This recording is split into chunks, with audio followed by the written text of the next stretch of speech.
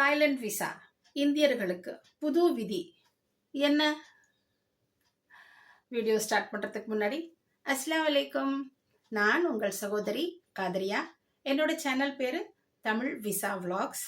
என்னோட சேனலுக்கு likes, comments and subscribe பண்ணுங்க. வாங்க வீடியோக்குள்ள போகலாம். தாய்லாந்து விசா இந்தியர்களுக்கு 30 நாட்களுக்காக உங்களுக்கு விசா ஃபீஸ் இல்லாமல் நீங்கள் போகலாம். அதுக்கு தேவையான ஆவணங்கள் என்னென்ன? ஒரு தகவல், ஒரு போனஸ் பாயிண்ட் இருக்குது. அதை நான் இந்த வீடியோல கடைசியில சொல்றேன். நம்பர் 1, பாஸ்போர்ட் வேல்யூபிளா இருக்கணும்.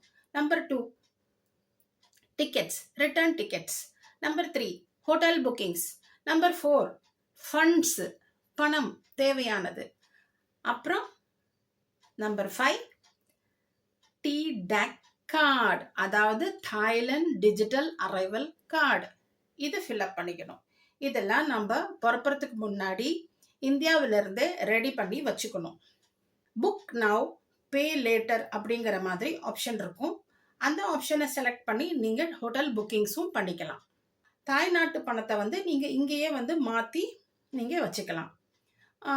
கொஞ்சம் அமெரிக்கன் டாலர்ஸும் நீங்கள் எடுத்துக்கணும். ஒரு 300 to 400 American dollars for 1 person. அதாவது ஒரு நபருக்கு 300 to 400 அமெரிக்கன் டாலர்ஸ் நீங்கள் வச்சுருக்கணும். டிடாக் கார்டு இங்கே நம்ம ஃபோன்லேயே அதை நீங்கள் டவுன்லோட் பண்ணி ஃபில்அப் பண்ணி கையில் வச்சுக்கணும். அது எங்கே கிடைக்கும் அப்படிங்கிற விவரத்தை நான் என்னோட டிஸ்கிரிப்ஷனில் லிங்க் போட்டிருக்கேன். ஃபார்மை டவுன்லோட் பண்ணிக்கலாம்.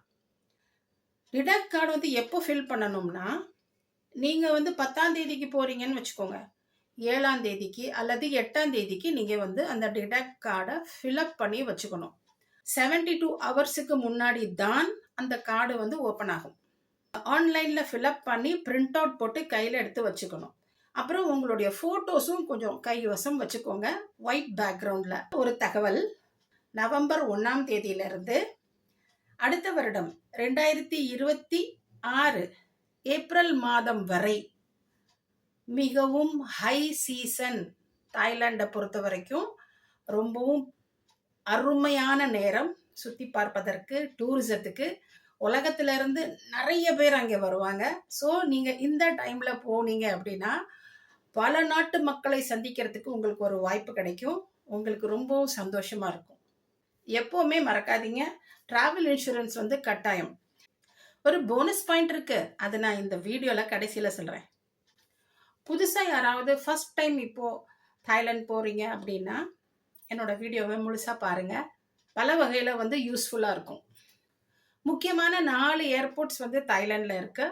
அதில் அதிகபட்சமாக இந்தியர்கள் போக விருப்பப்படுற ஏர்போர்ட் எதுனா, ஃபஸ்ட்டு ஸ்வர்ணபூமி ஏர்போர்ட், ரெண்டாவது டான் மியாங் ஏர்போர்ட்.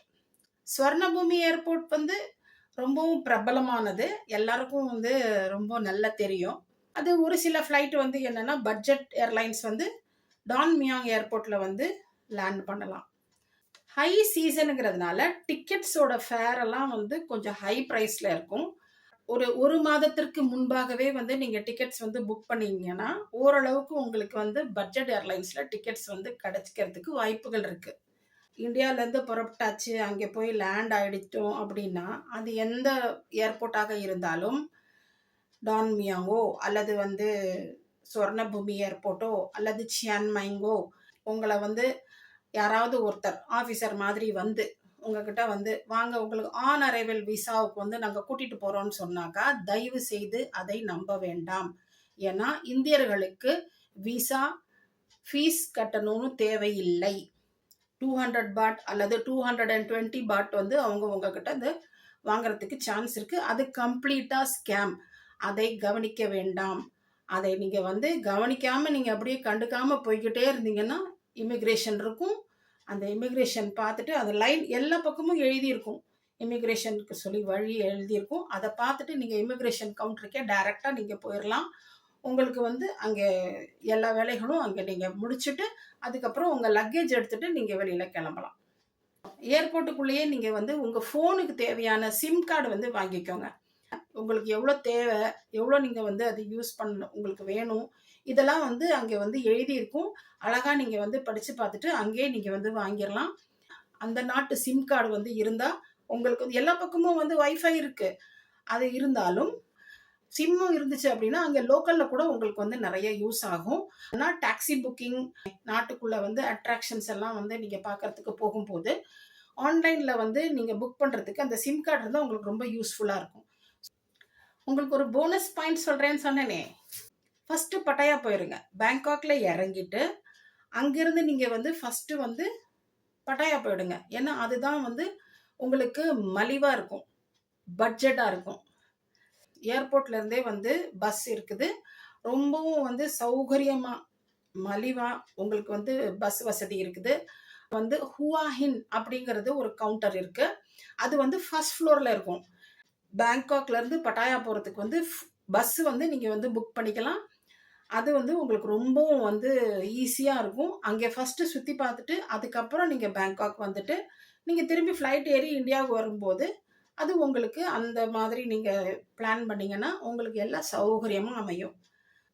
உங்களுடைய இந்த சகோதரிக்கு ஆதரவு பண்ணுங்க, லைக் பண்ணுங்க, கமெண்ட் குடுங்க. ஏதாவது கேள்விகள் இருந்தா தாராளமா என்கிட்ட கேட்கலாம். சப்ஸ்கிரைபும் பண்ணுங்க. உங்க கேள்விகளுக்கெல்லாம் நான் வந்து பதில் சொல்றேன். வாழ்க தமிழ்!